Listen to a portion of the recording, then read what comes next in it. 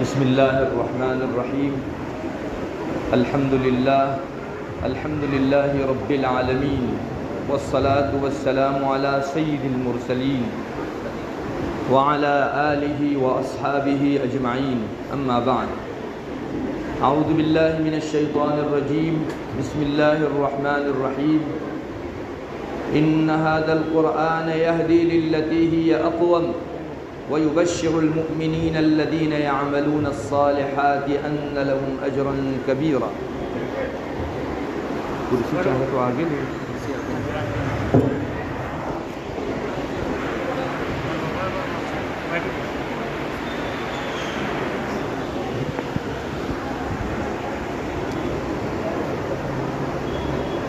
وقال رسول الله صلى الله عليه وسلم القرآن اما حجت لك او عليك او كما قال عليه الصلاة والسلام. معزز و محترم حضرات، علماء کرام، دینی بھائیوں، دوستوں، بزرگوں اور معزز خواتین، آج ماشاءاللہ ہم لوگ اللہ تبارک و تعالیٰ کا کلام جن 3 بچوں نے مکمل کیا ان کے اعزاز میں یہاں جمع ہوئے ہیں. اسی طرح نبی اکرم صلی اللہ علیہ وسلم کی سنت انجام دی جا رہی ہے، جو صرف آپ ہی کی نہیں بلکہ آپ سے پہلے گزرے ہوئے لگ بھگ تمام ہی انبیاء علیہ السلام کی سنت رہی ہے، یعنی نکاح. ان 2 مناسبتوں سے آج کا ہمارا یہ اجتماع ہوا ہے. میرے بھائیوں، قرآن کریم کی عظمت کو کون نہیں پہچانتا؟ ایک وہ شخص جو ایمان سے آشنا نہیں ہے اس کو بھی اللہ کے کلام کی عظمت پہچانے بغیر چارہ نہیں ہے. قرآن کی عظمت کتنی ہے، یہ قرآن وحی والا علم ہے، اس کی بلندی کتنی ہے، اس کو پہچاننے کے لیے ہم لوگوں کو گہری نظر دوڑانی چاہیے. ہم تھوڑا سا سوچیں، اس وقت دنیا ٹیکنالوجی اور سائنس بہت ترقی کے اوپر جا رہی ہے. چنانچہ دنیا کے اندر مختلف قسم کی ایجادات نکلی ہوئی ہیں. ہم ایروپلین کو دیکھتے ہیں، اتنا بھاری بھرکم انسان کو اللہ تعالیٰ نے کیا عقل دی ہے، کیا علم دیا تھا، جس کی بنیاد پر اتنی بوجھل چیز کو وہ آسمان کے اوپر اڑا رہا ہے. حالانکہ ایک مختصر سا تنکا اگر آپ اس طرح سے رکھیں گے تو فوراً نیچے آ جائے گا. منو نہیں ٹنوں وزن لے کر یہ آسمان پر اڑتا کیسے؟ یہ شپ ہے، بڑی بڑی کروز ہیں، اتنے ٹنوں وزن لے کر وہ پانی کے اوپر چلتی ہے، ڈوبتی نہیں. اگر لوہے کا ایک چھوٹا سا ٹکڑا آپ پانی پر رکھ دیں گے فوراً زمین اور سمندر کی تہہ کو لگ جائے گا. انسان کو اللہ تعالیٰ نے عقل دی اور ظاہری کچھ علوم دیے جس کی بنیاد پر اس نے اتنی بڑی بڑی شپیں بنائی. ہم لوگ بہت سے شاید ان شپوں کو دیکھے ہوئے بھی نہیں ہیں. آپ نے یہ کنٹینر دیکھا؟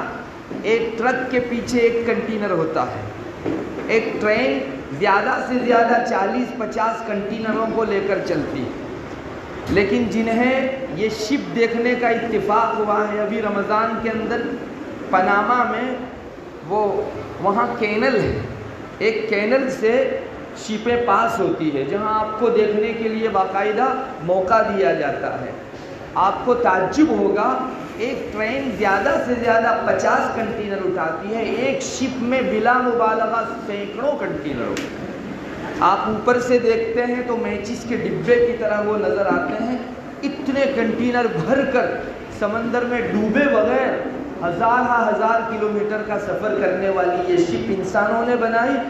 انسان کی عقل کے اوپر ہم غور کرتے ہیں تو اشش کر اٹھتے ہیں کہ کتنا علم، کتنی عقل انسان کو اللہ تعالیٰ نے دی ہو. یہ دنیا کے علوم ہیں جن علوم کو پڑھ کر لوگوں نے یہ ایجادات اور کھوجیں نکالی. ہمارا مسلمان طالب علم کبھی کبھی دنیاوی لائبریریوں میں چلا جاتا ہے تو وہاں لائبریری میں رکھے ہوئے اور لوگوں کی تصنیفات کو دیکھتا ہے اور تعجب میں پڑ جاتا ہے کہ فلاں دنیاوی ڈاکٹر نے 12 ولیوم کے اندر ایک کتاب لکھ ڈالی، اور فلاں پروفیسر نے 14 ولیوم میں 14 جلدوں کے اندر کتاب لکھ ڈالی۔ مسلمان جس کو جو ہے دینی علوم سے بہت زیادہ واقفیت نہیں ہے، وہ اس کو دیکھ کر ایک عجیب کیفیت محسوس کرتا ہے، اور شاید احساس کمتری میں بھی مبتلا ہو جاتا ہے کہ ہے اتنی زیادہ والیوم میں لکھنے والا دنیا کے اندر کوئی۔ لیکن آپ یقین جانیے یہ اس مسلمان کی کوتاہ چشمی ہے کہ اس نے جہاں بھر کے دیکھا ہی نہیں ہے۔ بلا مبالغہ ہماری کتابوں میں لکھا ہے اور دنیا میں موجود بھی ہے۔ حضرت بن نوری رحمۃ اللہ علیہ فرماتے ہیں اسلامی دنیا میں ایک مفسر ہیں، انہوں نے 1000 والیوم کے اندر قرآن کریم کی تفسیر کر رکھی ہے۔ یہ کوئی مبالغہ نہیں، آج بھی کتب خانے بھرے ہوئے ہیں۔ 1000 جلدوں میں قرآن کریم کی تفسیر لکھی ہے۔ دنیا کے کسی آدمی نے اگر علم بہائے ہوگے دنیاوی تو 14، 15، 16، 20 والیوم ہے کوئی جس نے 1000 جلد میں اس مختصر سی عمر کے اندر جو ہے اللہ کے کلام کی تفسیر اور تشریح کی۔ صاحب ہدایہ ہیں، ہدایہ ہم لوگ جانتے ہیں فقہ حنفی کی مشہور کتاب ہے، انہوں نے فقہ کے اندر کتاب لکھی ہے کفایت المنتہی 80 جلدوں کے اندر، 80 جلد میں صاحب ہدایہ نے کتاب لکھی ہے۔ بہرحال دنیا میں ہر علم والے سے بڑھ کر بڑے علم والا ہے، وفوق کل ذی علم علیم، اللہ نے ایسے لوگوں کو پیدا کیا ہے۔ یہ دینی علوم رکھنے والے علماء کا کلام ہے اور ان کے علم کی یہ بساط ہے، تو آپ اندازہ لگائیے ان سارے علماء کے سردار حضرت محمد مصطفیٰ صلی اللہ علیہ وسلم کے علوم کے کیا کہنے۔ آپ صلی اللہ علیہ وسلم کی جو حدیثیں ہم کو پہنچی ہیں وہ بلا مبالغہ ہزاروں کی تعداد میں، لوگوں نے اپنی زندگیاں کھپا دی ہیں اللہ کے رسول صلی اللہ علیہ وسلم کی حدیثوں کو لوگوں میں شائع کرنے اور پھیلانے میں، پھر ان حدیث شریف کی تشریح میں لوگوں نے اپنی عمریں کھپائی ہیں۔ آج تک حدیث شریف کی تشریح اور گائیڈ لوگ کرتے چلے آئے ہیں لیکن حق کو ادا نہیں کر سکا۔ یہ حضرت نبی کریم صلی اللہ علیہ وسلم کے علوم تھے، ایک ایک حدیث پر ایک ایک پوری کتاب لکھی گئی، تو آپ کی ہزار حدیثوں کی تشریح کے لیے کتنی والیوم اور کتنی جلدیں چاہیے۔ یہ حضرت محمد صلی اللہ علیہ وسلم کے علوم ہیں۔ پھر مخلوق کے علوم کا یہ اگر وسعت کا عالم ہے تو خالق کے علوم کا کیا عالم ہوگا۔ اللہ کے علوم کتنے ہوں گے جس کا کوئی کنارہ ہی نہیں ہے، اور قرآن کریم یہ اللہ تبارک و تعالیٰ کے علوم کا ہمارے درمیان میں بہتا ہوا ایک دریا ہے۔ ہم سب جانتے ہیں، ہمارا ایمان ہے اللہ تبارک و تعالیٰ کا یہ کلام قرآن کریم جو ہے وہ اللہ کا کلام ہے، یعنی اللہ تبارک و تعالیٰ کی صفت ہے۔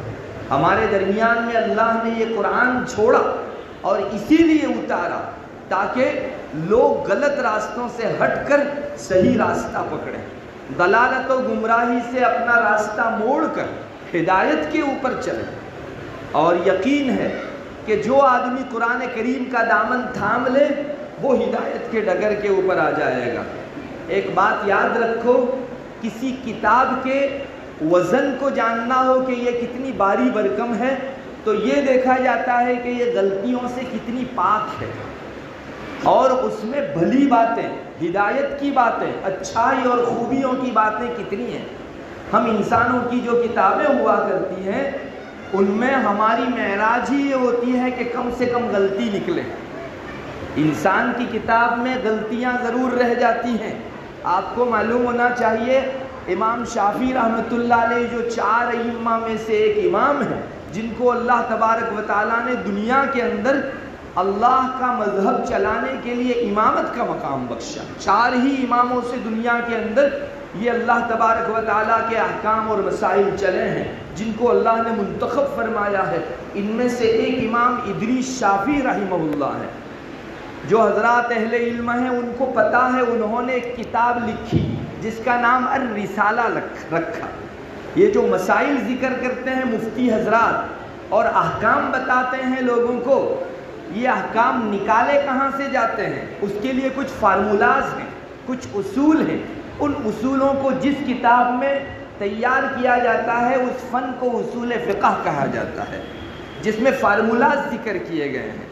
امام شافعی رحمۃ اللہ علیہ نے ان احکام اور مسائل کے فارمولاز و اصول تیار کرنے کے لیے ایک کتاب لکھی جس کا نام الرسالہ رکھا۔ کہتے ہیں امام شافعی نے جب یہ کتاب لکھی تو لکھ کر ہر آدمی اپنی کتاب لکھ کر دوسری نظر ڈالتا ہے، اس میں کچھ غلطی تو نہیں رہ گئی ہے، میں سدھار دوں، پھر بار بار نظر ڈال کے جب اطمینان ہو جاتا ہے تو پھر اس کو جو ہے پبلش کرتا ہے اور لوگوں کے درمیان میں شائع کرتا ہے۔ امام شافعی رحمۃ اللہ علیہ نے یہ کتاب الرسالہ لکھنے کے بعد نظر ڈالی تو اس میں کچھ غلطیاں نکلی۔ امام شافعی نے سدھار دی، دل میں یہ آیا کہ اور بھی کچھ غلطیاں ہوگی، لاؤ واپس ایک مرتبہ دیکھ لو۔ امام شافعی نے واپس وہ الرسالہ پوری اپنی کتاب دیکھی، کچھ اور غلطیاں نکلی۔ جی میں آیا کہ ارے دوسری مرتبہ بھی غلطی نکل سکتی ہے تو تیسری مرتبہ بھی ہو سکتی ہے، چلو پھر سے نظر ڈالوں تاکہ لوگوں کے بیچ کم سے کم غلطی والی میری کتاب جائے۔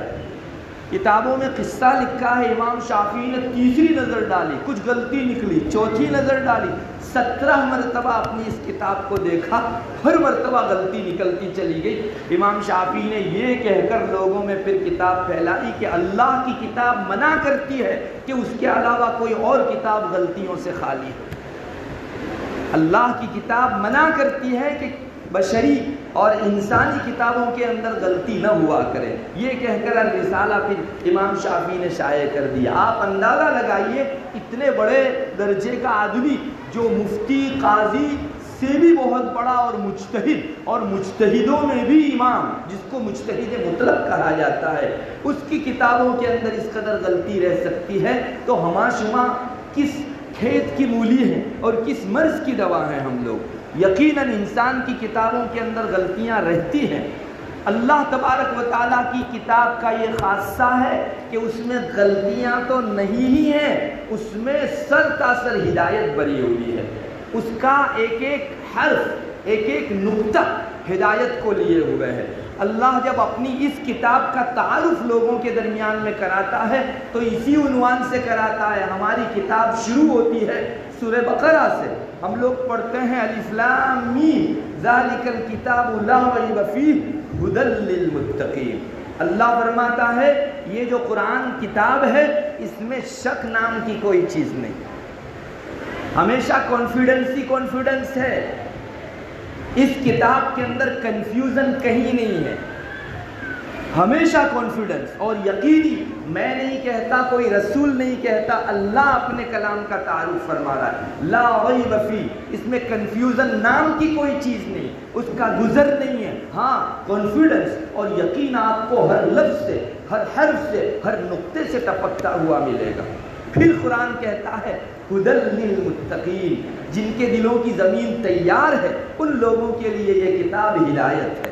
میرے بھائیوں، یہ وصف اگر دوسری کتابوں میں تلاش کرو گے تو ڈھونڈ کر بھی نہیں ملے گا کہ سر تاثر کوئی کتاب ہدایت ہو، کچھ چکیں ضرور رہ گئی ہوگی۔ اللہ کی کتاب میں لوگوں نے آج 14 صدیاں گزر گئی، دشمنوں نے ڈھونڈا بھی بہت، لیکن آج تک ایک معمولی سی غلطی نہیں نکال پائے ہیں۔ ارے وہ رب جس نے یہ کارخانہ قدرت بچھایا، اتنا عقل مند انسان پیدا کیا، اتنے علم والے، حوصلہ والے پیدا کیے جنہوں نے 14 20 والیوم اپنی کتابوں کے لکھ ڈالے، اس خالق کی کتاب میں کبھی غلطی ہو سکتی ہے؟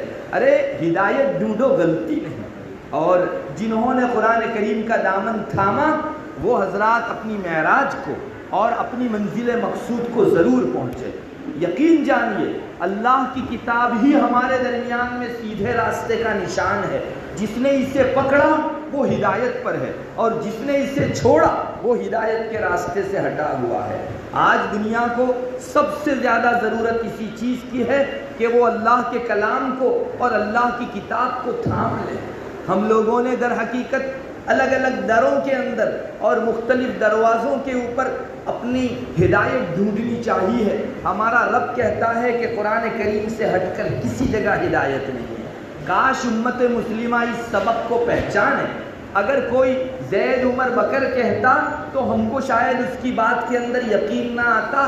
ہمارا رب کہتا ہے کہ تم کو راہ راست پر آنا ہے، سچے راستے پر آنا ہے تو میری کتاب کو تھانا ہے۔ کامن سینس سے اگر ہم لوگ سوچیں، ایک کمپنی کسی کار کو تیار کرتی ہے، اس کے پروڈکٹ کی حیثیت سے ایک بڑی کار تیار کرتی ہے، کمپنی خود ہی اس کار کو بہتر سے بہتر چلایا جا سکے، زیادہ دیر تک اس سے فائدہ حاصل کیا جا سکے، اس سلسلے کی ایک گائیڈ بک بھی ساتھ میں جو ہے نشر کرتی ہے، جو ہدایت رہتی ہے کہ آپ کو اس کار کو اس طرح سے استعمال کرنا چاہیے تو اس کا استعمال دیر پا ہوتا ہے اور اچھی طریقے سے آپ اس کو استعمال کر سکتے ہیں۔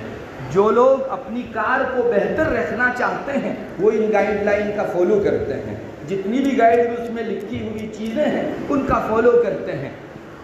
اللہ تعالیٰ نے مخلوق پیدا کی، اس مخلوق کے سامنے دونوں راستے ہیں، صحیح اور غلط۔ ہمارا پیدا کرنے والا ہمارے لیے جو گائیڈ بک تیار کرے گا، انسانوں کی رہنمائی اور چلنے کے لیے اس سے بہتر کوئی گائیڈ بک ہو سکتی ہے؟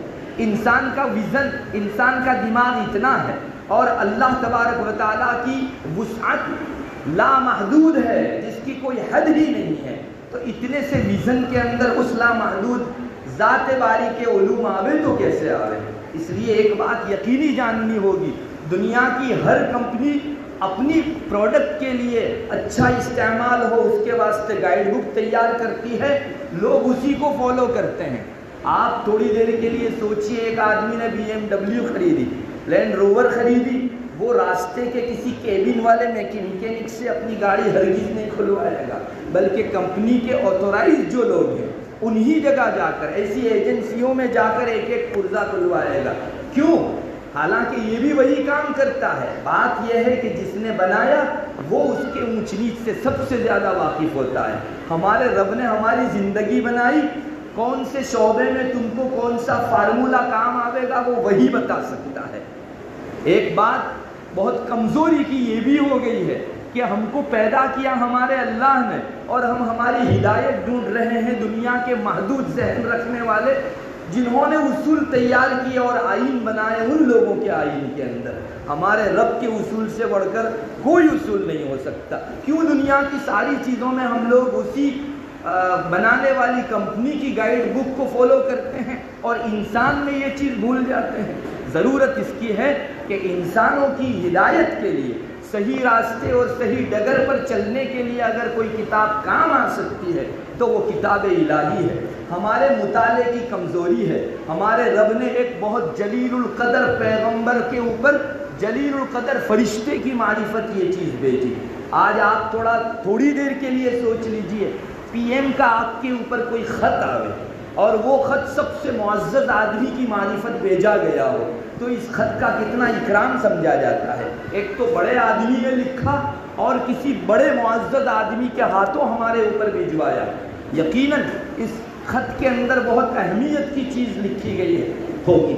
ہمارے رب نے اس کتاب کو بھیجے جانے کے لیے سارے رسولوں کے سردار کو چنا اور جس کی معرفت بھیجا وہ قاصد بھی تمام فرشتوں میں سب سے افضل اور اعلیٰ و بالا حضرت جبرائیل کو منتخب کیا۔ کیوں اس کتاب کی عظمت نہیں ہوگی اور اس کتاب میں وہ کچھ نہیں ہوگا جو ساری پچھلی کتابوں کا کریم کہا جانا چاہیے؟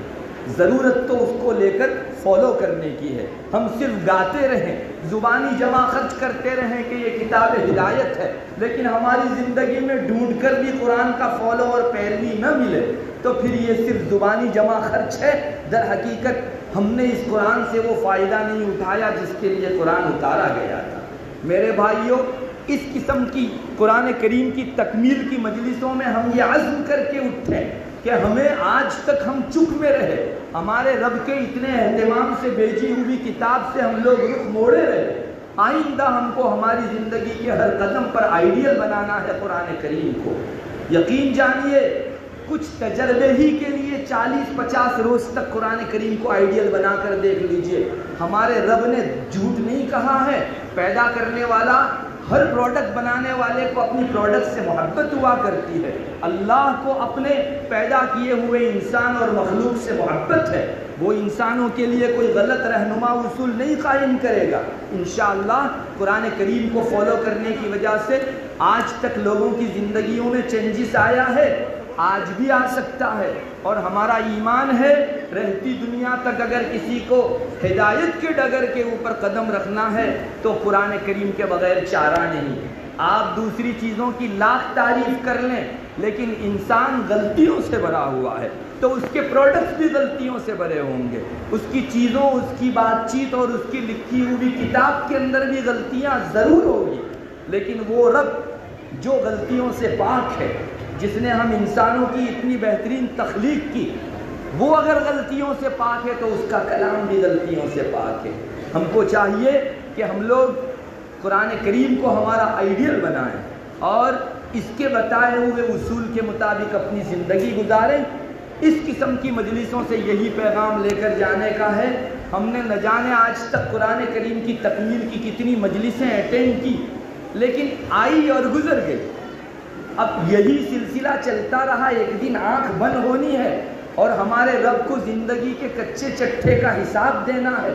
ہمارا ایمان ہے یہ دنیا ایک خواب ہے، اس کے بعد والی دنیا جو آنے والی ہے جہاں جنت و دوزخ ہے وہ سچی دنیا ہے۔ اس دنیا میں آپ جو بوؤ گے اس جگہ اس کو چنو گے۔ اگر اس جگہ قرآن کے بجائے ہم نے کسی اور کو آئیڈیل بنایا اور ہم غلط منزل پر پہنچے، اس کی جواب دہی اللہ کے سامنے ہم کو کرنی پڑے گی۔ ہماری زندگی امانت ہے، جیسے ایک آدمی آپ کو امانت کے طور پر پیسے دیتا ہے اور فلاں جگہ خرچ کرنے کا مکلف بناتا ہے، تو آپ اس بات کے مکلف ہیں کہ ایک ایک پیسے کا اس کو حساب دو۔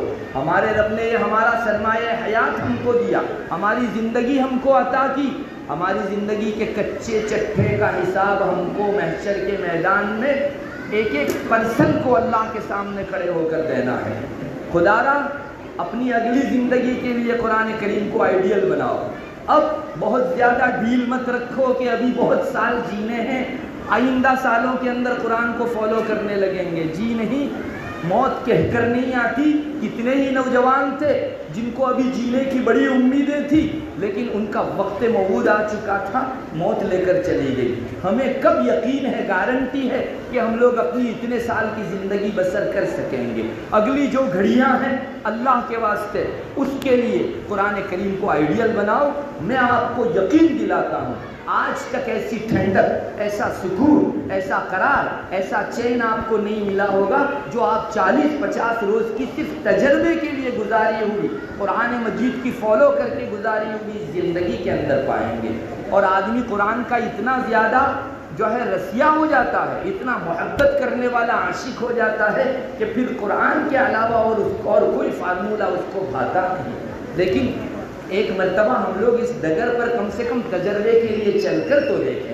اللہ کرے ہم لوگ قرآن کریم کو اپنی زندگی کا آئیڈیل بنائیں، ہمارا حفظ جان بنائیں اور ہمارے دل کی دھڑکن اس کو بنائیں، اور کوئی ہماری زندگی کا شعبہ اور گوشہ ایسا نہ ہو کہ جس کے اندر ہم قرآن کریم سے فائدہ اٹھانے والے نہ ہوں۔ اللہ تبارک و تعالیٰ اپنی اس کتاب مقدس کی قدردانی کی ہم لوگ کو توفیق عطا فرماوے اور ناقدری سے ہماری حفاظت فرماوے۔ ہر کتاب لکھنے والے کو اپنی کتاب سے محبت ہوتی ہے، اللہ کو اپنے کلام سے محبت ہے، اس سے منہ موڑنے والا کبھی کامیاب ہو نہیں سکا ہے اور نہ ہی آئندہ اللہ کی اس کتاب ہدایت سے اپنا منہ موڑ کر اعراض کرنے والا کبھی کامیاب ہو سکے گا۔ اللہ تبارک و تعالی ہمارے پیدا کرنے والے اس رب کی کتاب کی قدردانی کی توفیق عطا فرماوے۔ وآخر دعوانا الحمدللہ۔